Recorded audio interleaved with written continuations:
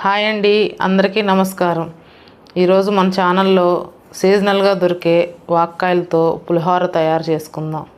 ముందుగా వాక్కాయలు తీసుకొని శుభ్రంగా కడిగి మజ్జిగకి కట్ చేస్తే లోపల సీడ్ ఉంటుందండి. సీడ్ని తీసేసి మిక్సీలో వేసుకొని పేస్ట్ చేసి పక్కన పెట్టుకుందాం. ఉడికించిన అన్నాన్ని ఒక బౌల్లో తీసుకొని బాగా చల్లారి పెట్టుకోవాలి. అన్నం చల్లారేలోపు పోపు వేసుకుందాం.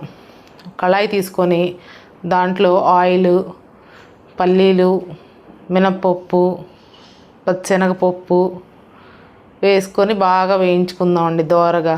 ఎందుకంటే పప్పులు కొంచెం ఇవి గట్టిగా ఉంటాయి కాబట్టి ముందుగా వేయించేసుకుందాం. తర్వాత జీడిపప్పు కూడా వేసుకొని బాగా వేయించుకుందాం. తర్వాత జీలకర్ర, ఆవాలు. జీలకర్ర కంపల్సరీగా వేసుకోండి, డైజెషన్కి బాగుంటుంది. జీలకర్ర, ఆవాలు కూడా వేయించుకున్న తర్వాత లాస్ట్లో కరివేపాకు వేయించుకొని అన్నంలోకి వేసేసుకుందాం. ఇది ఒక పోపే కదండి, మళ్ళీ వాక్కాయ పేస్ట్ని కూడా ఉడికించుకోవాలి.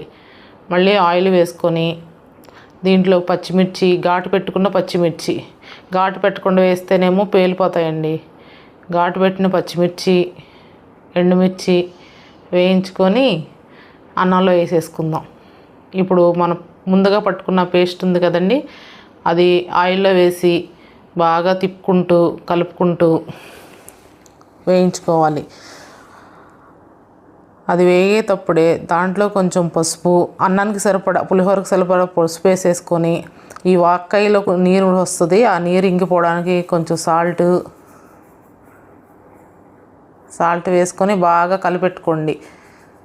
తిప్పకుండా ఉంటే మాడిపోతుందండి. అది తిప్పుకుంటానే దాన్ని ఉడికించుకోవాలి. తర్వాత తాలింపు పెట్టుకున్న అన్నంలో మనకి వాక్కాయ పులుపు సరిపడా వాక్కాయ పేస్ట్ ఎంత కావాలో అంత వేసుకొని టేస్ట్ అడ్జస్ట్ చేసుకుంటూ వేసుకోవాలి. ఉప్పు కూడా తగినంత సాల్ట్ వేసుకొని బాగా కలుపుకోండి. కలుపుకున్న తర్వాత ఒకసారి టేస్ట్ చూడండి.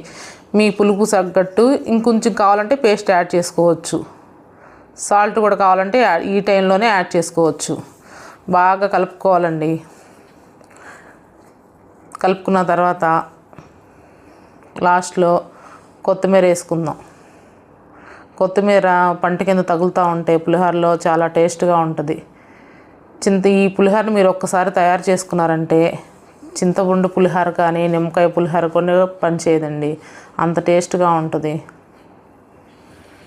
ఒకసారి ట్రై చేయండి, చాలా టేస్టీగా ఉంది. Okay, bye. Please subscribe.